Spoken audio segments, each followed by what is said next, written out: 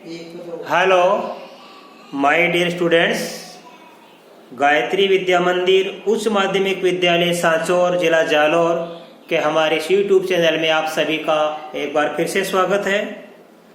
प्रिय विद्यार्थियों, आज हम कक्षा 8 की विषय गणित अध्याय 11 क्षेत्र मिति प्रश्न 11.3 का सवाल नंबर 7 से हल करना सीखेंगे।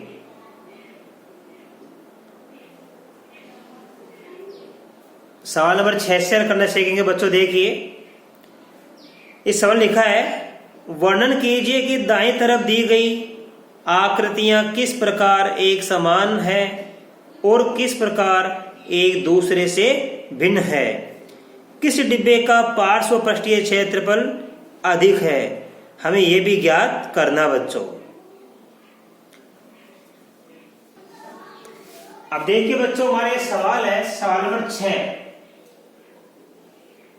यह आकृति एक बेलन की है और यह आकृति एक घन की है। हमें यह पता करना है कि दोनों आकृतियों में समानता क्या है। तो देखो, सबसे पहले हम लिखेंगे समानता।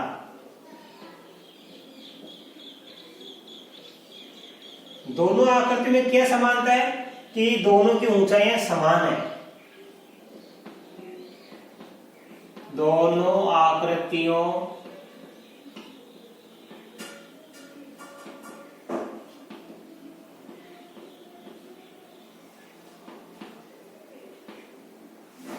की ऊंचाइयां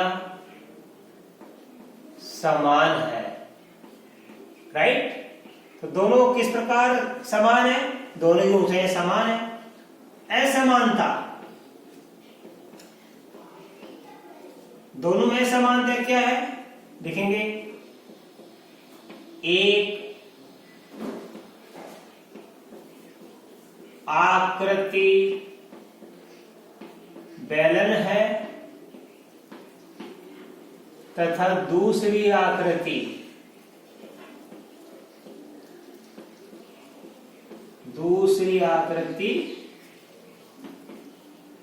घन की है। ये दोनों में क्या होगी बच्चों? असमानता होगी। अब हमें क्या ज्ञात करनी है? दोनों का वक्र पृष्ठीय क्षेत्र ज्ञात करना है।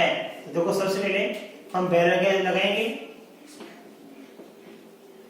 बेलन की व्यास कितनी दे रखी है? यहाँ पे बेलन की व्यास यहां से लेके यहां तक कितनी दे रखी है? 7 सेमी। इसलिए बेलन की त्रिज्या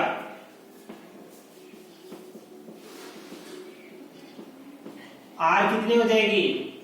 7/2 बराबर 3.5 सेमी। बेलन की ऊंचाई कितनी है बच्चों?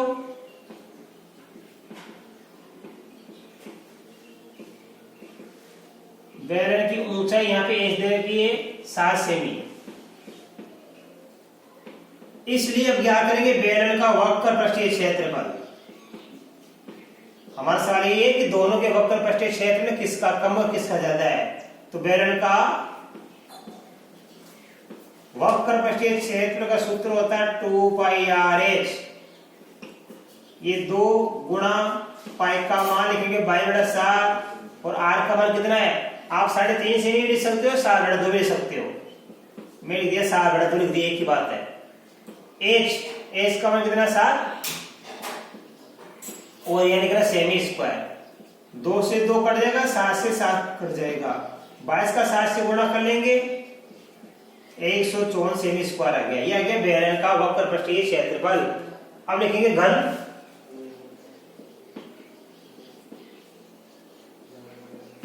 घन की भुजा ए बराबर कितनी है? यहाँ पे 7 सेमी। इसलिए अब क्या करेंगे? घन का पृष्ठीय क्षेत्रफल। घन का पृष्ठीय क्षेत्र होता है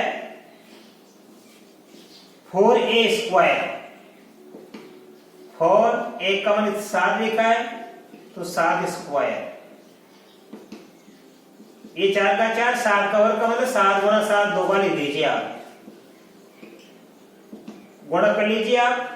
4 का 4 और 7 7 49। 49 का 4 से करेंगे, 4 9 36 की 6, हाशिए 3, 4 से 16, 16 और 3 कितना हो गया 19, 16 और 3 19, ये हो गया 196 सेमी स्क्वायर। बच्चों में इस सवाल यही पता करना है कि दोनों आकृतियों में समानता क्या है, कि दोनों की ऊंचाइयां समान है। असमानता क्या है कि एक आकृति बेलन की और दूसरी आकृति घन की है। और क्या करना हमें कि दोनों में से किसका पार्श्व यानी वक्र पृष्ठीय क्षेत्रफल कम है और किसका अधिक है, यानी हमें ये पता करना किसका अधिक है। तो देखो यहाँ पे हमारे पास घन का यहाँ पे पार्श्व पृष्ठीय क्षेत्र अधिक आ गया, तो हम लिखेंगे इसलिए घन का पार्श्व पृष्ठीय क्षेत्रफल अधिक है। ये आंसर आ गया। अब आप इसका स्क्रीनशॉट ले लीजिए, मैं सवाल नंबर आपको 7 सिखाऊंगा। अब देखिए बच्चों सवाल नंबर 7 में क्या लिखा है, आपकी बुक में लिखा है 7 मीटर त्रिज्या और 3 मीटर ऊंचाई वाला एक बंद बेलनाकार टैंक किसी धातु की एक चादर से बना हुआ है। उसे बनाने के लिए वांछित यानी आवश्यक धातु की चादर की मात्रा ज्ञात कीजिए। तो देखो बच्चों हमारे पास मैंने चित्र बनाया है। इस प्रकार का ये एक बंद बेलनाकार टैंक है जिसकी त्रिज्या 7 मीटर है और ऊंचाई कितनी है 3 मीटर। ये किसी धातु की चादर से बनाएंगे। तो धातु की चादर का क्षेत्रफल हमें ज्ञात करना है।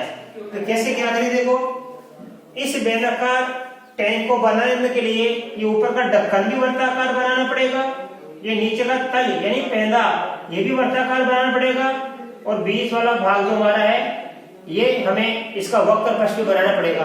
कहने का मतलब ये हमारा टैंक कैसा है, बंद बेलनाकार टैंक है।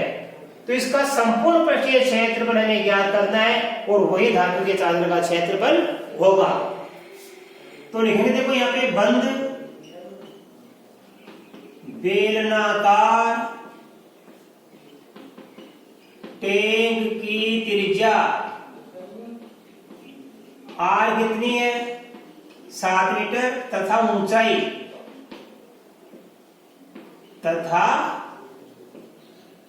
ऊंचाई एच बराबर कितनी है 3 मीटर है। इसलिए वांछित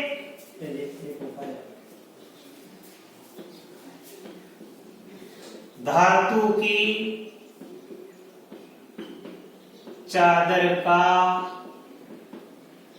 क्षेत्रफल, ये जो जिस धातु का बनाएंगे उस धातु की चादर का क्षेत्र कितना होगा वो हमें ज्ञात करना है। तो बच्चों ये क्या है, ये जो हमारा टैंक है बंद है बेलनाकार है ये, तो इसका संपूर्ण पृष्ठीय क्षेत्र हम ज्ञात कर लेंगे, वही तो होगा वांछित धातु की चादर का क्षेत्रफल। तो वांछित धातु की चादर का क्षेत्र बराबर होगा बेलन का कुल पृष्ठीय क्षेत्रफल। और सूत्र क्या होता है 2 पाई आर एच। तो हम लिखेंगे 2 की जगह 2, पाई का मान 22/7, आर का मान लिखेंगे 7 और एच का मान लिखेंगे 3 और यहाँ लिखेंगे मीटर स्क्वायर। ठीक है बच्चों, ये 7 से 7 तो आपका कट जाएगा। अब देखो 2, 22 और 3 बच गया, 2 को 22 से गुणा करेंगे 44 गुणा 3 मीटर स्क्वायर। अब 44 को 3 से गुणा करेंगे, 3 चौक 12 से के 1, 3 चौक 12 1 13, तो 132 मीटर स्क्वायर। तो वांछित धातु की चादर का क्षेत्रफल कितना आ गया बच्चों, ये आ गया बेलन का कुल पृष्ठीय क्षेत्रफल के बराबर यानी 132 मीटर स्क्वायर। देखो थोड़ी सी मिस्टेक हो गई, ये बेलन का कुल पृष्ठीय क्षेत्रफल का हमको सूत्र लगाना है। ठीक है, तो ये होता है ध्यान देना 2 पाई आर प्लस एच। 2 की जगह 2, पाई का मान 22/7 और आर का मान क्या लिखेंगे फिर 7, आर का मान 7 और एच का मान 3। ये 7 से 7 कट गया, 22 दूनी कितना हो गया 44, 7 और 3 10 हो गया, राइट। 44 को 10 से गुणा कर देंगे तो हो जाएगा 440 मीटर स्क्वायर, ये आएगा बच्चों। वांछित धातु की चादर का क्षेत्रफल। अब आप इसका स्क्रीनशॉट ले लीजिए, मैं आपको अगला सवाल सिखाऊंगा, सवाल नंबर 8। अब देखो बच्चों, हमारा अगला सवाल नंबर हमारा 8 बड़ा ही महत्वपूर्ण सवाल है ये, जरा ध्यान समझना। इसमें लिखा है एक खोखले बेलन का वक्र पृष्ठीय क्षेत्रफल 4224 सेमी स्क्वायर है। इसे इसकी ऊंचाई के अनुदिश काटकर 32 सेमी चौड़ाई की एक आयताकार चादर बनाई जाती है। ठीक है, 32 सेमी चौड़ाई की एक आयताकार चादर बनाई जाती है। अब देखिए बच्चों, ये जो हमारा ये खोखला बेलन है बच्चों, ठीक है, इस खोखले बेलन की ये जो ऊंचाई है यहां से लेके यहां तक, ठीक है, क्योंकि बेलन खोखला है, समझ गए, तो यहां से अपन कट मारेंगे, यहां से अपन कट मारेंगे,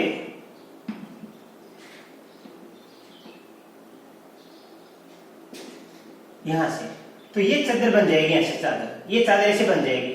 तो यहाँ पे जो इस खोखले बेलन की जो ऊंचाई है, ये इस चादर की क्या बन जाएगी, चौड़ाई बन जाएगी, राइट।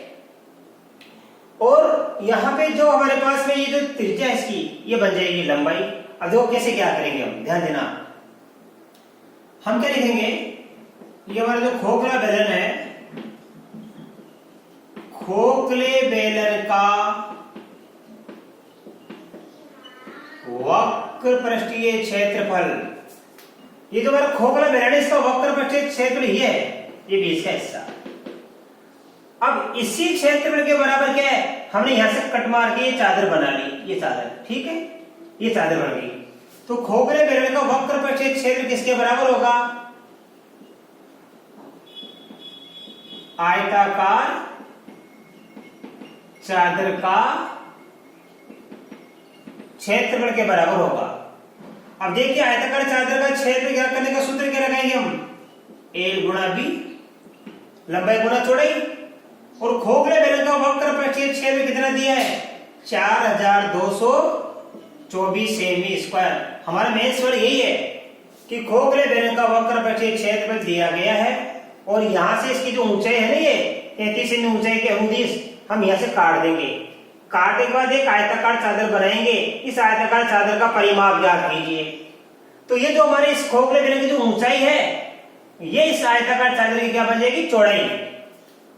तो L का मान ज्ञात कर लेंगे, L का मान दिया हुआ नहीं है, और B ध्यान देना, आप भले इसको लिखने की जरूरत नहीं है, आप इतना रहने दो, ध्यान देना,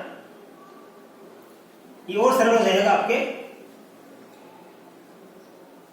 L का मान हम ज्ञात करेंगे, ये आयताकार चादर की लंबाई ज्ञात करेंगे, और आयताकार चादर की चौड़ाई कितनी है हमारे पास में, ये दे रखी है यहाँ पे 33, ये 33 ये दे रखी है, बराबर 4224 सेमी स्क्वायर, ठीक है।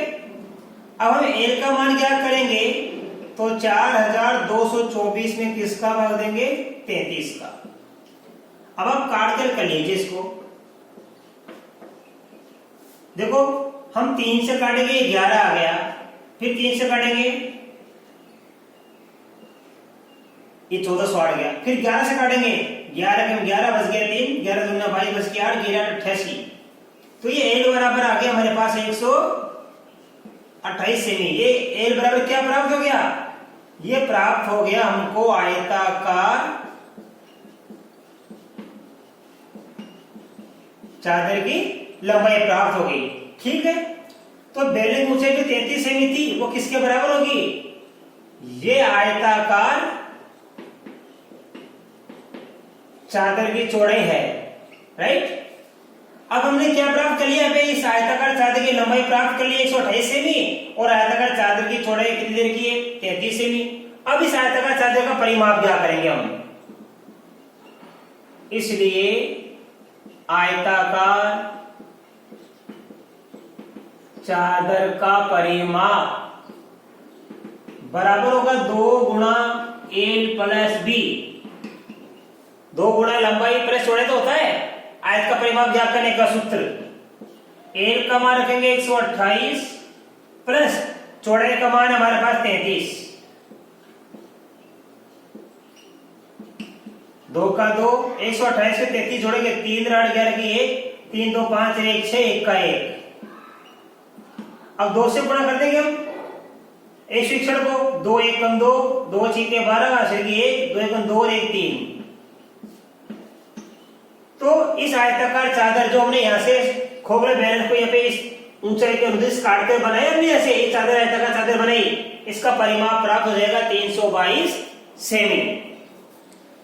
अब बच्चों आज हमने आपको सवाल नंबर 6, 7, 8 ये 3 सवाल बताए, जिसमें सवाल नंबर 8 वेरी इंपॉर्टेंट सवाल है। इस टाइप का सवाल परीक्षा में आपके आ सकता है, तो इसकी आप अच्छी तैयारी करना।